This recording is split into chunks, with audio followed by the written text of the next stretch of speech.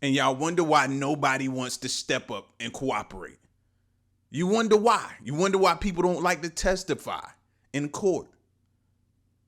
This is why.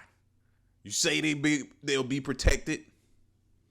There's no way you can guarantee that. Check this out, for example. Man executes a witness before testifying in murder trial. Just check it out. We have a search warrant for your residence. Come out to the sound of my voice with your hands up and empty. So as of right now, you are under arrest. We have charges of an open count of murder. There was a hit on him. Okay, and what was that reasoning?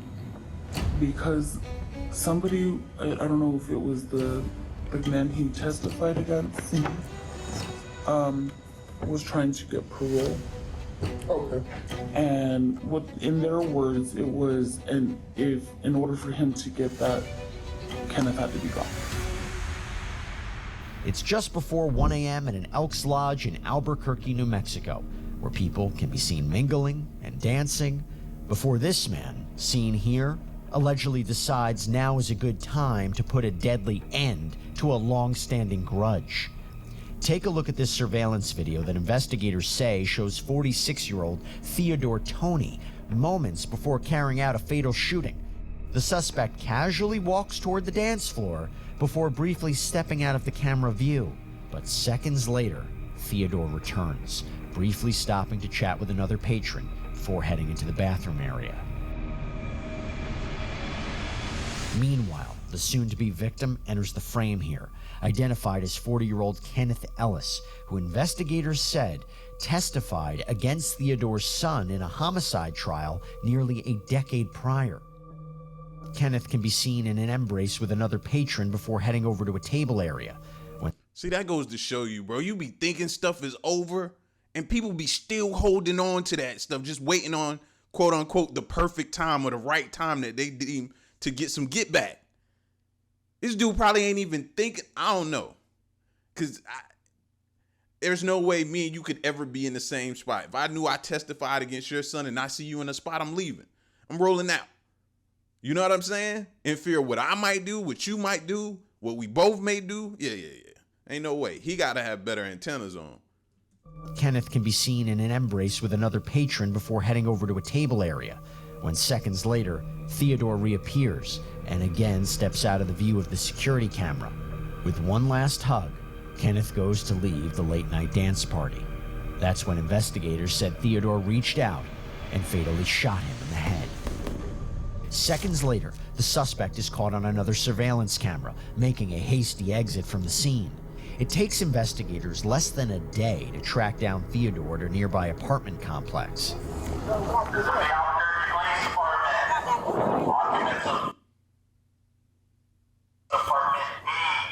We have a search warrant for your residence.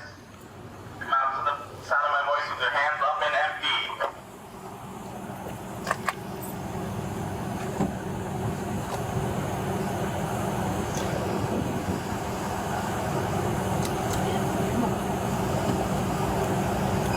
This is the Albuquerque Police Department.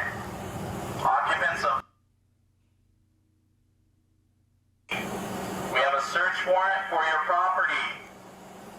Come outside to the sound of my voice with your hands up and empty.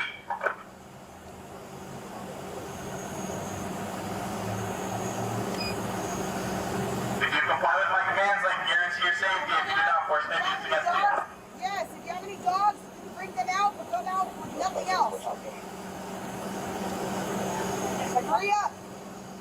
Police didn't release footage of Theodore's actual arrest, but one detective fills us in on what allegedly happened in a pre-trial interview. At that point, once we obtained the search warrants and the arrest warrants for Mr. Toney, a plan was made for ISU detectives with some other assisting investigative detectives to conduct a surround and call out. We also had assistance from tactical personnel. What a surround and call out means is we just basically set up an inner perimeter around the apartments. We use kind of distance and cover just to provide the safest possible means to take individuals into custody. PA announcements are conducted to the apartments and specifically directed at Mr. Toney, and that's what happened in this case. And Mr. Toney exited. He was compliant and he was taken into custody. That The detective explains that Theodore was taken into custody without incident, where we find him next.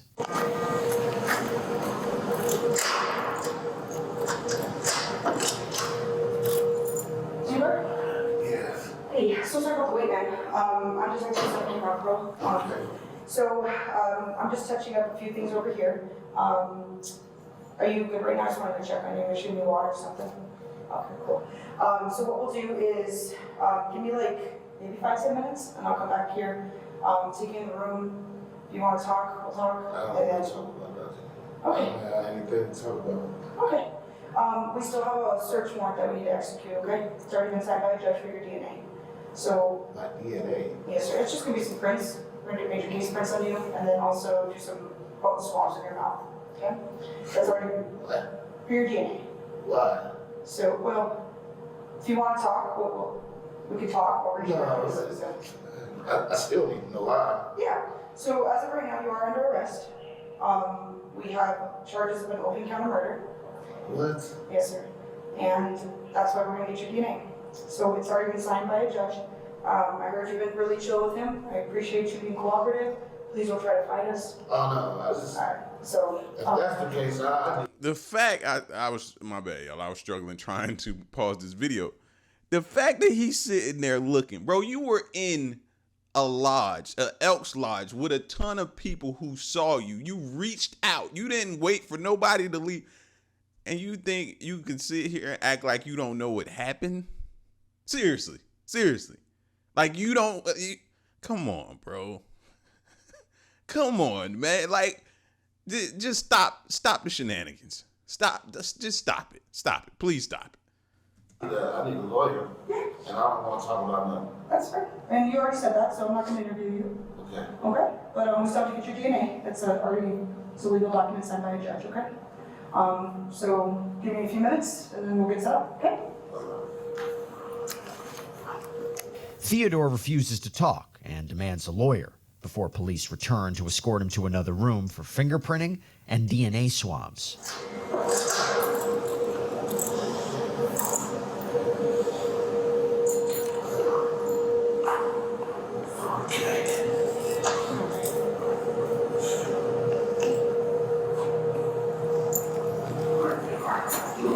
We're making progress. We're almost done here, okay? So we'll do that, we'll execute that warrant, and then you'll be good.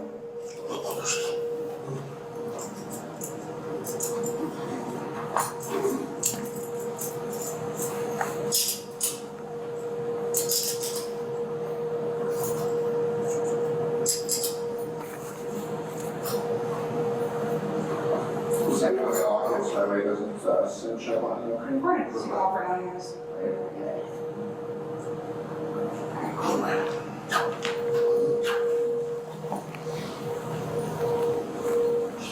We're right around the corner, so right here.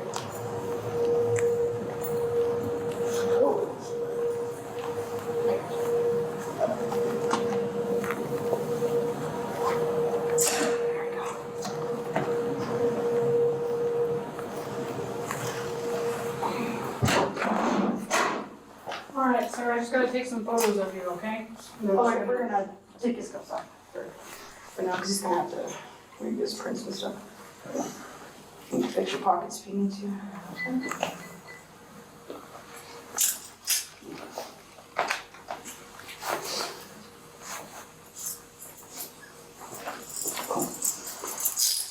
So if I could have you stand up against this wall right here. Close that so we can move over.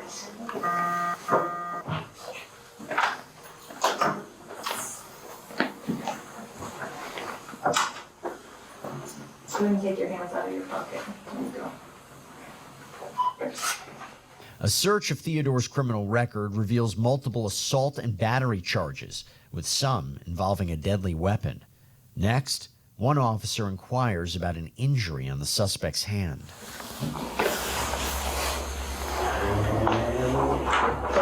Okay, what'd you do? I got bit by a dog. Oh, no. Mm. Is it a big dog? Oh, no. Yeah. Ouch. My chihuahua bites me, but he doesn't have teeth. Yeah, dogs can sense and detect evil. That's probably what happened. You came around that dog, he was like, don't smell right. Get back. You wouldn't. He bit you. It was over with. You got away from him. That's probably exactly what happened. So it doesn't really matter anymore. While officers continue processing the suspect, let's fast forward a few days when one witness comes forward. Is there any questions you have for me about the case that I can most likely answer for you now? So I heard, and this is why it was like just it didn't sit right with me. I spoke to his sister, who has been in contact with her, and she told them that this is his sister and his mom. Why there was a hit on him. Okay, and what was that reasoning? Because somebody, I don't know if it was the man he testified against, was trying to get parole. Okay. And what, in their words, it was, and if in order for him to get that, Kenneth had to be gone.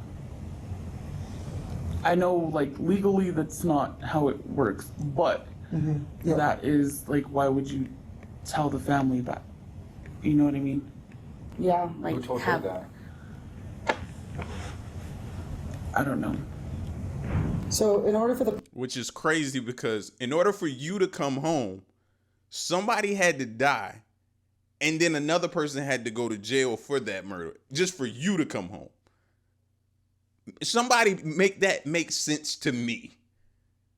Even if you're theater, you're sacrificing your life to go to jail for doing something to this person so this person could come home and be free. I don't know how y'all rationalize that and make that make sense, but I would love to hear how. person that he testified against to get paroled, Kenneth had to be gone. Who's his sister? How do you spell that? Oh, right, we went over this. Yeah. Okay. And you have her phone number, or how she contact you? I have her number. Okay.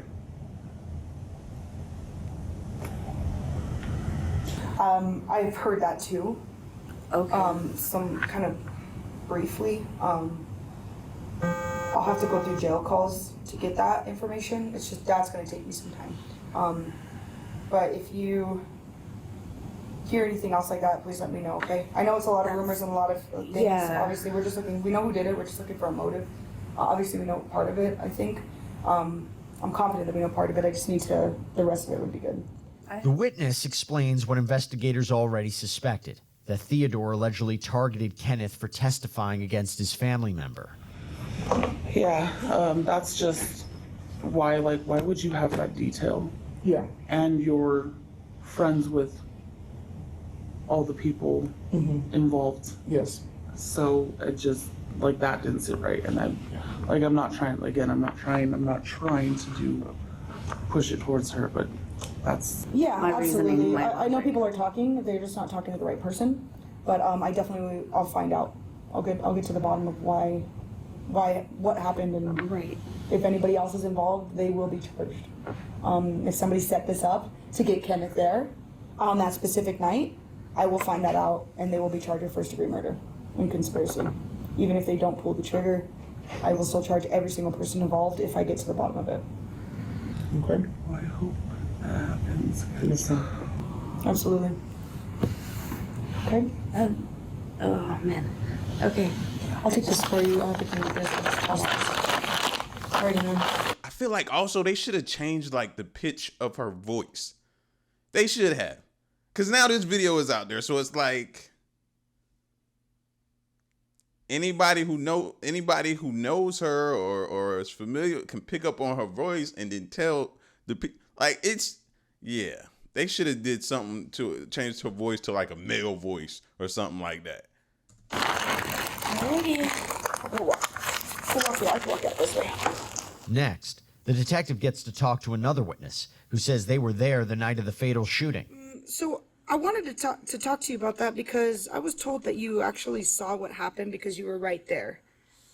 No, I was in my storage room. That's what the money, and me and the bartender was in there getting change, and I heard a shot, and I came out, and I saw, oh, somebody bust a balloon. And we opened the door and came out, and the guy was laying on the floor, and I told Rosie, she said, no, it's not a balloon, it's a shot. Because the guy's laying out, and I looked outside, and he was laying on the floor. I said, close the door, because I don't know if they're going to continue shooting or not. Yeah. So we closed the door and went back in there, me and her, for about a few minutes. And people were running out and, screaming and hollering. So I went back out, and that's just the way it was. I didn't see any shooting or nothing. Awesome. So, and I apologize. There's a lot of footage to go through. All right. That's If anything, after I look at this footage a little bit better, if I have any questions, would it be okay if I give you a call back? That's fine, ma'am, because you ain't going to see me on that footage unless it was afterwards, because I wasn't even nowhere around. So after the shooting that happened, did you hear who shot? I was just told by several people that, what's his name? I forget his name, but the one that did the shooting, I was told by several people that he did the shooting. Okay. Do you remember his name? No, Tony? I think it's Tony. Okay. Investigators said it was tough to get any witness to come forward over fear of retaliation. But in another pretrial... Can you blame them? Can you blame them? I mean, hello, look at the person that he's about to be on trial. He's dead. Can you blame him? Like, for me, I would almost encourage him not to say anything, bro. Clearly. Interview. One more witness gives her side of the story. So were you at the bar when this happened? I actually was not at the bar at the time of the shooting. I had just walked back into our closet to receive change, so I actually didn't see anything that happened. Did you hear something? Yes, I heard one loud pop. It kind of sounded like a balloon almost popping. What happened after you heard that? After I heard the pop, I kind of looked at the bar manager and I asked him, what was that? What happened? And so we came from around the corner from our liquor closet, and that's when I kind of seen everybody standing around, and I forgot his name, who got shot. That's when I saw him fall by the DJ booth. So Mr. Ellis was not on the ground yet when you came out? No, when I came, he was kind of standing, kind of like wobbling, and then he kind of like dropped. Who did you see in near him at that time? It was a lot of people, but the only one I can remember the most was, I believe it was his wife or his girlfriend. Theodore was later found guilty of first-degree murder and sentenced to life behind bars. Yeah, that's fine. Yeah, these ones, they're written out so different. Yeah. No, this. Not this one. Just this one. And this is. So then these two are yours. Here's. Can you use your restroom before you put your coats back on? Well, we're gonna put your coats on. Just water, though. Yeah, we're just water. I'll grab that real quick and then I'll meet you back out there. I'll put you right here. Thank you for your I appreciate it.